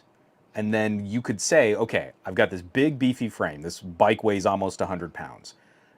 It's got big chunky tires. It's got a brutally powerful motor. Oh, Like, it absolutely. Yeah, is to an compensate for all that pull. inefficiently powerful motor for a stage 2 bike. But now miles an hour, I got this range out of it. When I run it at 20 miles an hour, I got this range out of it. If your bike is more of a cargo bike or a road bike or a street bike or a more streamlined or class 1 bike, these are the extremes. You Yeah. should expect the differences between stage 1 and stage 5 to be minimized based on your frame, your weight, the motor power that's put into there. So No, if I absolutely. can demonstrate bookends at the extreme side with a big beefy fat tire, I feel it gives us a more reasonable window to make estimates less than that for more road and lightweight bikes. Oh, I get it. We'll have to figure it out. Other than the Irwindale Speedway, I think I don't really think of any other place that may have the square You know what? footage to give us. I even kind of reached out. Like, the reason I can't use the Encino Velodrome, because Mhm. there's no way you should ever use a fat tire, knobby tires on racing bike Mhm. courses. But I was even looking at stuff like that. Like, that would be a miserable ride. Running laps on a velodrome at a velodrome, like, The challenge is that I is feel like mind-numbingly boring. I But can imagine even you do if I like could do it, one bike a week. But what I wanted to ask though on the most e-bikes with the throttle alone, once you go to gear 1, it actually goes to the maximum speed. It doesn't cap. It doesn't have a step functionality the way the pedal assist the functions. So Velotrix, yeah. So when you're going yeah, at least with I think with the I keep forgetting the name, the one that my brother got from you. But for that the one, yeah, Discover. the Discover. So the boost is typically considered to be full automatic. It's the pedal assist that goes through through the gears No. 1 through 5. So on Velotrix, and the Mhm. Discover was like this too, and I don't know if he's done anything or if it's changed. It's one of the reasons why I wanted to use a Velotric is Well, what I meant to say each is of other their e-bike companies don't do what Velotrix no, I do. know, but that's Yeah. why I want to do that. Yeah. I can't perfectly control another bike with a fully fluid throttle. Yeah. But if I get on the bike and I tell Velotric stage 1, that caps at 8 miles an hour, I push the button, and I don't have to worry that I am making a mistake Mhm. or not paying attention, cuz like it would be really easy on another bike if the stages are acceleration curves, but every stage can hit the top speed. Mhm. That's really bad for this test No, because absolutely. there will be times where I'm floating the bike faster than I should, or I'm under the speed that I want to travel. Whereas on a Velotric, I can say stage 1, 8 miles an hour, push the throttle all the way down, let the bike go until the battery runs out, Mhm. pop the battery, get a new one in, go stage 5, hit 20 miles an hour, replicate the same test. Then I only have to be on the bike for like 2 hours. I feel like a good call over to Velotrek for a collaboration like that to get the hardware that you need, because it sounds like Right? even it's not just the locale at this point. I mean, it seems like even hardware wise, the ability I of just need swapping batteries, I because you just can need really a get second battery. Yeah. 2 or 3. But yeah, no, I know. No, just 2. I mean, like seriously, I can do this in a day, but it Mhm. is going to be, you know, An exhausting day. it is probably going to be close to 8 hours on the bike. Yeah, you can do some earphone tests at the same time, just maybe over the ear. So like in my brain, it's like, this is a perfect time to call my mom. It's a perfect time to call my grandma. It's a perfect time to stock up on those podcasts. Just make sure I I've got a really, really good phone mount on the front of those absolutely, handlebars so yeah, that or I even can a get through all tablet that mount at this stuff. point. But yeah, no. So definitely, make sure to check out the video tomorrow. I'm gonna say it's a cute. It's a decently powerful e-bike, at least for the Gotrax one. It folds really nicely, fits in the trunk. You can take it anywhere, and then you can park your car and just keep going. I feel like the Nice. original purpose of what e-bikes were supposed to provide us was Yeah. that last mile. I think that's what they originally used to say, and it was the point where you parked your car, you need to get to that point, that destination, but you didn't want to have to walk it. You want something to help you get there, and I think the Gotrax does that, and it does unfortunately not have any control other than just basically going full throttle when you go in with the boost, as long as you're on gear 1. But the pedal assist is actually pretty decent. It has also some cargo in the back, and seriously, for the first time dealing with something like this or working with it, it was fun, it was nice, and I hope you guys enjoyed that video. So hopefully, that it's already scheduled for tomorrow. I need to do a couple of more edits into the description and stuff like that, but for the most part, that was a lot of fun to play with. So Yeah. it was nice. And then realizing we're kind of getting close to that the 1.5 hour mark We on can that go one. a couple minutes over because I No, feel this is kind of a big deal. You've been talking about this for a couple of weeks now in hmm finishing it all up, and I feel like that deserves the moment in the I in took the forever. I in mean, the even got a light. comment in there. It's like, you finally posted the video. I felt the days like, hey. It's like, hey, okay, look, the reality of the matter is Hooray! I, I've enjoyed using the Fold 5 since the launch event. There's been quite a few improvements in there. It has, from an aesthetical looks, obviously outside of just the hinge being smaller, it's very similar to what we got with the ZFold 4. But the battery life definitely did gain better in performance with the HN2, and I don't know what other optimizations they're doing with 5.1.1, but at least from that aspect, at least I enjoyed that. Traveling with it a couple of times, going to Utah, traveling with it even while we were in Korea and so on, I realized the benefit of having a foldable to me was way more than, because in the same time as I was trying to, when I went over to Sony for their event, I took the folded, but I also took the Tab S9 Plus, because I'm reviewing the Tab S9 Plus with the LTE modem, sorry, the 5G modem on it. So the biggest thing I'll probably say is, oh yeah, so here, the Z Fold 5 video review. Of all the things that I have on this device, the battery life, the ability of not having to take a tablet and a phone with me on a trip was also a big benefit. Not to say that I didn't want to, the consolidation of the two pieces of hardware was very nice for me. What I also enjoyed on this obviously is all the optimization, the software that we have on Samsung devices, and I'm speaking specifically to the customization options that we have and all of the things that we get that we still are trying to get with other companies. I see we make many more conversational statements about, well, this hinge is better, this is thinner, but how is the live-in Right. experience? And I think a lot of people still have to, you have to appreciate what Samsung's been doing. I'm not saying they are the best hardware manufacturer at this point. They stuck to the same design. They need to fix, like one of the things I said in the video, you have to open the phone and you always have to slide it sideways to get it Right. in that right orientation. And it's a true statement. This is fifth generation. We're still doing that. So it wasn't all, sorry, I was going to say everything was like, beautiful and whatever. There are some challenges in there. I feel like the external display still needs to have it. I'm giving you guys kind of like the rundown of the video, but the short answer is, with the fact that the S Pen is not built into the phone and the fact that you can't use the S Pen on the external display, which to me is like, that should have been a given at this point by this generational Well, upgrade. I had a question. This was Sure. my guess. With Yeah. no insider knowledge and zero relationship, or I should say zero positive relationship with Samsung at all, because I feel like they probably don't like me and I don't really like them. My worry was having Mhm. an S Pen designed for plastic, Mhm. then also being pushed hard into glass would wear out the nib faster. It And would. I almost wonder if there's like a defense mechanism idea where the one S Pen should not be used for both glass and plastic, and so they've decided that the inner display is the display that they want to focus on stylus support. It absolutely could be one of the big things. One of the answers I also got when I was in Korea, is referencing basically the display, the technology to support S Pen support on the external display would cause the device to go thicker. So there's always going to be Eh, technological kind I of feel like maybe that's a limited. lie. Why? No, I'll say this: we've seen No. hardware improvements on. I mean, we saw what No, I Honor feel just I announced no, I'm not last gonna week. give Samsung a pass on that one. We have Surface Duos and LG V60s, and you can do the exact same panel and stylus membrane in really thin shells.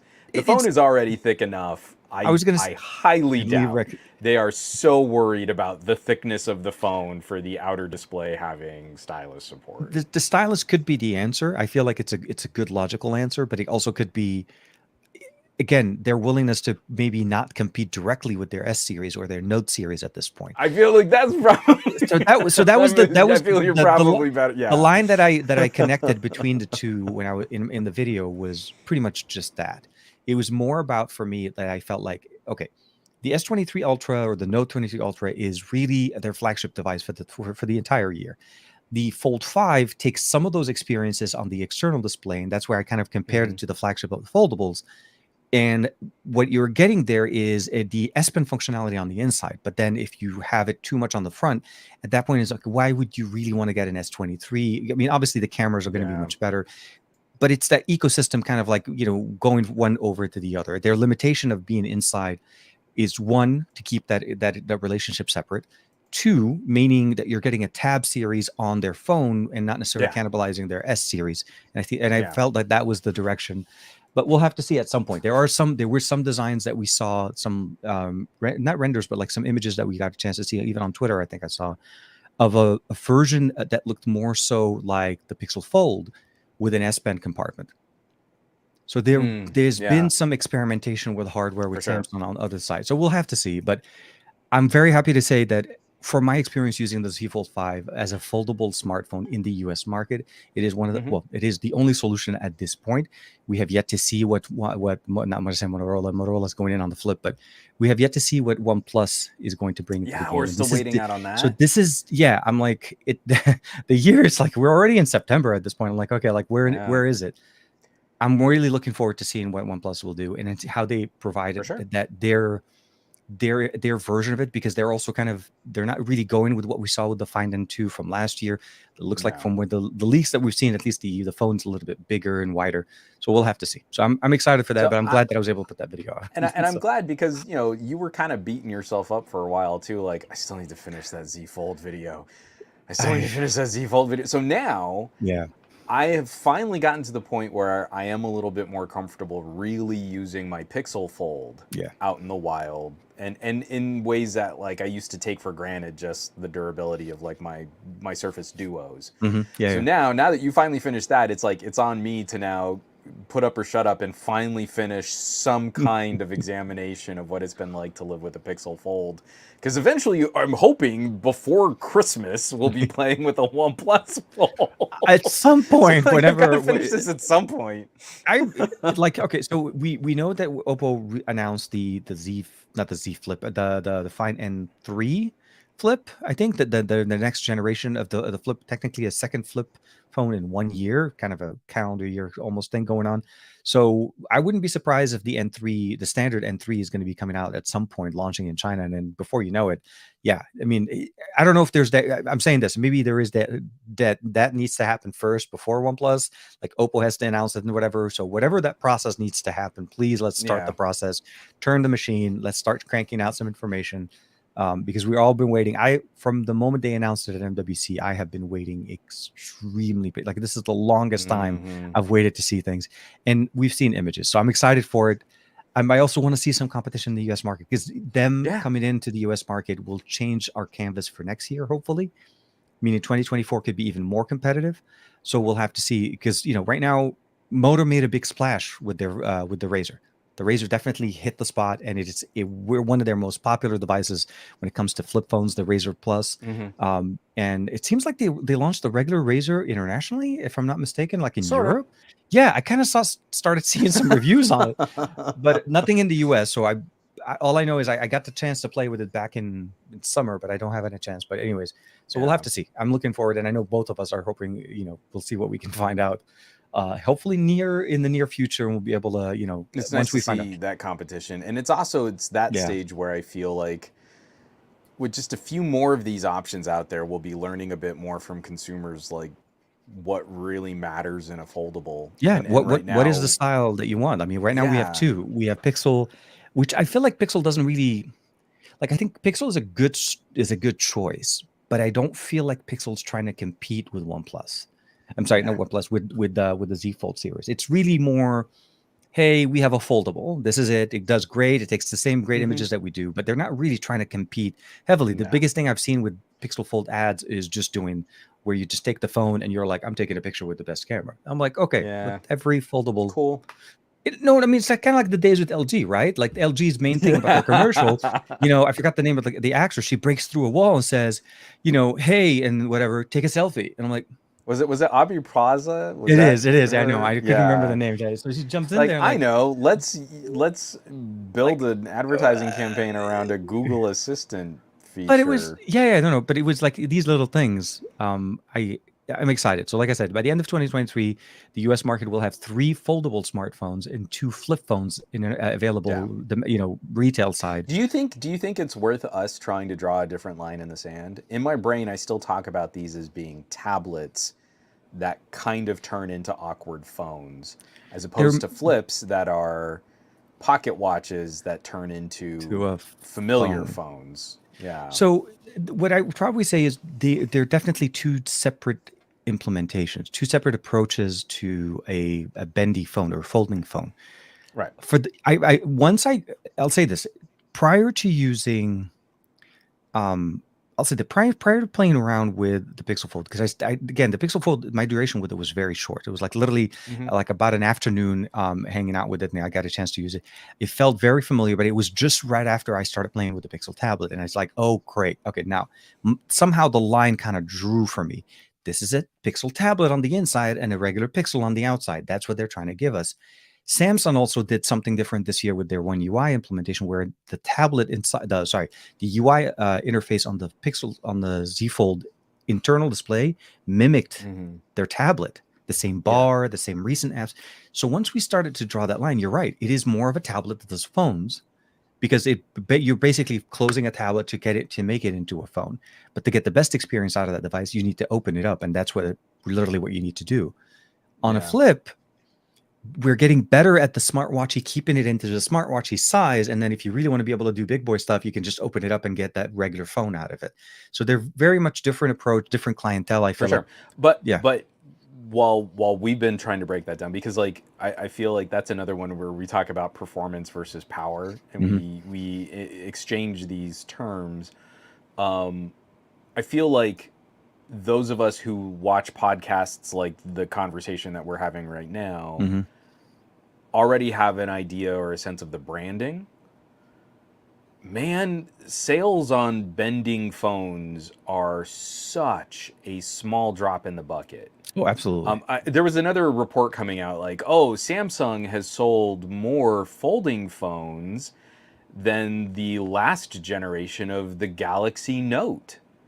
And you're like, the last year of the Note was one of the worst selling series of the Notes. And I think we Yeah. maybe hit like 3 million units, maybe 4. One of And the you're like, reasons why the Note disappeared, but yes, outselling the last generation of the they're Note hitting is straight to the not. Note 20 Ultra, like the It, Note 20 series. Yeah. but that's what I mean is like that is not a high watermark.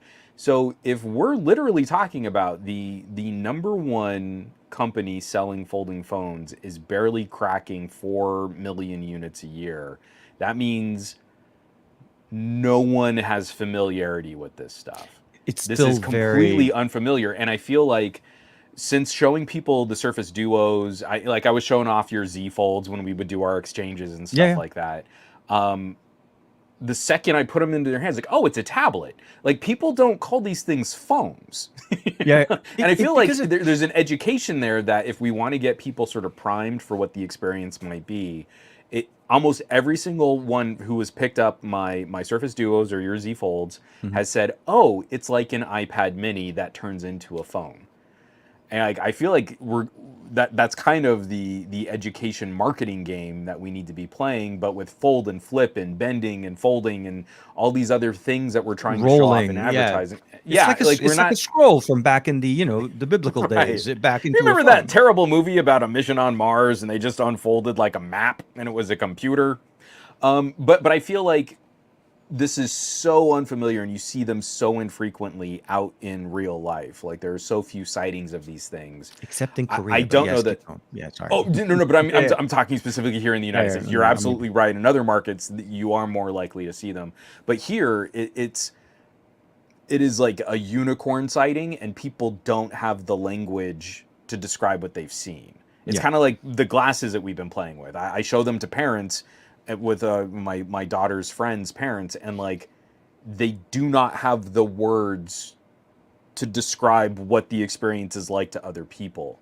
I was we were on that road trip and I was opening Mm. up the Pixel Fold to look at some mapping stuff, and like the table of people at breakfast next to us, what is that thing? I mean, like they're all staring at me just using What did Google you do to your Maps. phone, Juan? Did you just crack it open halfway and put a screen in it? Yeah, no, I But know. it was I'm so with cute because like the dad is like elbowing his son, like trying to look but not look, but look. You know, you're like you can just ask, you just say, it's hey, the what is that thing? exciting. It's part of the excitement of meeting new tech. But you're right. It is a very small number. Very But that's why I it feel like it's a that's why very I much a ask though, niche. is like at Yeah, some point I think we need to more directly say this model is a folding tablet, this model is a folding phone. And if unfolding. we Yeah, want to get more, like if we want to deliver more clarity, this is a 5G tablet that folds into a phone style shape.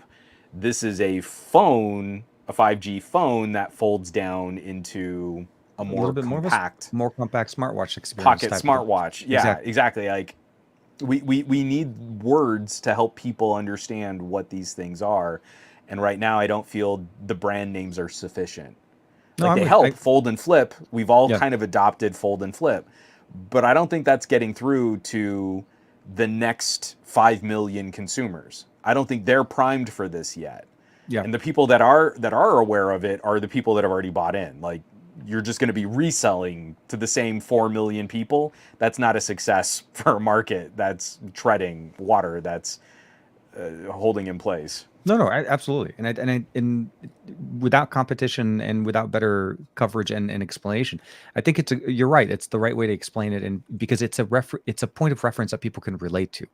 Yeah. Once you explain it in that manner, it makes sense to them. It's almost like, hey, this kind of clicked. as opposed to Yeah. trying to explain, geometry and trigonometry in the same process of like saying, I promise it's as I easy as one, hated two, doing three. proofs. Yeah, I I was know. so good at like diffie-q. I was so good at calculus, and geometry kicked my ass. I hated geometry so much. It's okay. We're not gonna do it. It's definitely not on the test at the end of this show for everybody here. Just make sure you Yeah. guys keep your notes and don't share. This Um, podcast brought to you by Khan Academy's advanced math modules, but not really. Trigonometry for the win. What I wanted to say though, the last thing is, while during one of my last trips, I got a chance to see one of our friends that had an Honor V2, Yeah. and I want to give Honor the kudos on the technological improvement that they've done on the hardware side of how they were able to make a phone to feel lighter than a Find X6 Pro, a foldable Isn't phone. isn't the V2 like lighter than an iPhone 14 Pro? It's lighter. It's crazy. Like I was holding it in my hand and I was like, this should not exist. This does not make sense. It seriously, it's substantial. The with the screen display size, with the battery size, and the folding mechanism, and the camera bump on the back, all of that should Mm-hmm. not exist mechanically. Realistically, they have done some crazy improvements in that hardware side. I think Nice. the biggest thing I want to see is obviously once it launches globally, because it was announced at IFA, but it hasn't really launched. I don't think it's available.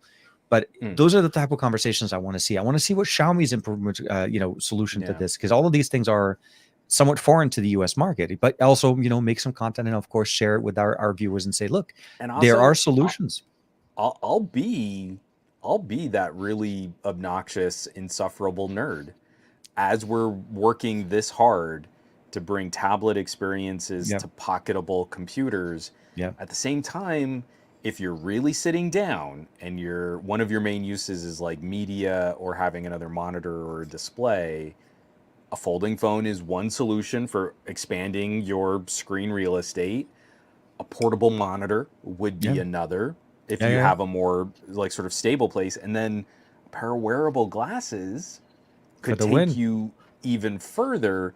And that's where I feel like just as foldable phones are starting to get a little bit more mind share, and I feel we're working out some of the kinks with durability, the longevity of plastic displays, a pair of glasses and a premium phone will be cheaper than a folding phone and probably more durable. And if something happens to one part of that equation, you're not having to replace the whole thing. No, I'm with you. I think this arms race for alternative uses for a pocket computer is about to get really hot. I think we've been in a Cold War for a couple of years. I think it's going to start heating up. I hope so. I really hope so. And I really want to see some more improvements as the latter part of the year. I'm hoping for some surprises also in the wearable displays Well, technology, especially Rocket and X-Real and Lenovo TCL. And I saw Lenovo branding Legion and putting that as like the as a, second screen for their gaming portable a week before X-Real announces the Air 2 would speak to me that this is momentum, that there's progress, that they're building on this momentum is idea. going. Yeah, it's building up for sure. Yeah. Yeah, I can't wait. I can't wait. But It should be a really good fight. And that's what we're here for, is like, if we're gonna because we grow win out at of whenever there is a Yeah. competition between companies, the consumer is the winner, because at the end of the day, that's how technology improves. So it was back during Enabong's podcast. I would say things like, in 5 years, if I'm still like holding up glowing rectangle and blocking the world around me to look at stuff on my phone, I'm gonna be so disappointed in tech and the future and stuff. And that was like, it was like 8 years ago. I was saying stuff like that. And so now I feel like I was just a few years behind, but I'm feeling a bit more validated that like Lenovo is getting into the space and reviewers are acting like, oh, well, now we can take glasses seriously. And you're like, but the Rokids and the X-Reals are kind of better. They're So better. cool They're that so Lenovo's in this game, but they're not winning. They're not making the better product. but the better solution is, at the end of the day, is the fact that none of these are they're not the only solution. This is what I'm trying to say. I mean, we've seen the evolution of wearable glasses. There's the XR, the AR. We back in the days For sure, when sure. Sony But I was just doing, mean, life glasses is are a legit competitor to the idea of a tablet. Mhm. Like, especially if you're rocking decks or ready for. The or notion is even I'm gonna Magic UI or desktop the mode. Magic UI. Exactly. But Yeah, yeah. if you're rocking a desktop mode, and the idea is I've got this is a phone, and then I sit down, and when I'm in a safe place to kind of use the plastic screen, I can open this up, and now I have a bigger screen, and this is nice. It's a nice little mini tablet screen. Or depending on what I'm doing, I put on a pair of glasses, and I have a movie theater screen to Exactly. interact with. Is kind of in the same ballpark of competition, just slightly different experiences for people who have different needs. But you're going to start seeing some of these solutions stepping on each other's toes. Do I want $1,000 phone and $400 glasses, or do I want a $2,000 phone? No, I And that's a agree. fair fight. That is an interesting fight for those different usage situations, For those those different premium scenarios. dollars, for the experiences that you're able to get. No, no, absolutely. I think For sure. it's a conversation worth having, and of course something to pay attention to, especially when you're looking into the solutions that work best for you and where are the situational usage. Glasses work almost everywhere, on a plane, at a hotel, in your car, not in your car, but you know what I mean, like using them if you're sitting as a passenger to get that personal experience. But we still need that support from those devices. Like an example, that would have been perfect on the Pixel Fold, a premium device from Google. We still don't have video out, so I'm hoping the 8 series does open up that opportunity for us, Yeah. and we start seeing what Google's going to do with video output. Is it just video output, or better improvement, better desktop experiences, providing us a little bit more of that synergy that we've always wanted. Mm-hmm. We got like Android on Chrome, but we never got Chrome on Android. Like we want that Yeah. other, bring back that beautiful And displays there. like now we're just like preaching to the choir. Yeah, Everyone in this chat is probably also saying like it's dumb that my phone doesn't have Chrome OS when I plug it into a larger monitor. And everyone who shares that sentiment, correct. It is dumb that I can't use the ridiculous processing power of my amazingly powerful premium smartphones and fire up Chrome when most Chromebooks are powered by significantly less indeed. powerful chips. But on that note, Yeah. my LG Tone Studio are now fully charged. Crap. All So that, we just needed a podcast to get it going. Okay. I'm gonna put these on and get them paired. We should probably see the show out, I and was we'll be about to right say, at yeah. I our think sort at of this 2 hour mark here. we're gonna go. We always say we're gonna try to play lean. It just never works. Those are just things we say at the beginning of the show. But I'll Yeah, say it's the this. lies we tell to ourselves. So for me, that's going to be the video tomorrow with the Gotrax. With the Gotrax is going to be my video for the end of this week. I'm going to start prepping some more stuff for next week. Again, prepping to trying to clear up some of the backlog. I have a few more things that I need to kind of put out. But you mentioned that your video with the dash cam is going to come out maybe early next week. Do you have anything planned Sure. for the rest of this week, or is there any Tomorrow, maybe so I was Patreon? gonna let it. I I was was gonna about to let say. it be a Patreon exclusive longer, but I Aha. think I might do this tomorrow. It's either gonna be my look back at the Vivo Vivo X90 Pro. Pro, because I've been spending a lot more time with this phone again now that it's running the Android 14 beta. The Mhm. Vivo Android 14 beta is surprisingly good. Um, or I'm going to finish up that video on the Cineaptics. So those Okay. crazy ribbon headphones that make you look like a Cyberman. I wrote up those notes. You can catch my first listen on my Patreon, I just think going through my you did. Yeah, playlist yeah, you did that last week. I remember. and Yeah. kind of like just talking through some of that. But I really haven't heard anything like this in this sort of like starter premium space. They're Mhm. $200 headphones. They're not cheap, but they're going up against more expensive planers and more expensive dynamic drivers. Like there is a very interesting sound there. So it's going to be one of those two things. I'll probably get something like that out tomorrow afternoon. Okay. Well, definitely, if you guys are interested, Juan does have a Patreon that actually gets a lot of early access content, and of course, even exclusive content and information, as well as a very big supporting community, most of which are also with us here on the show tonight.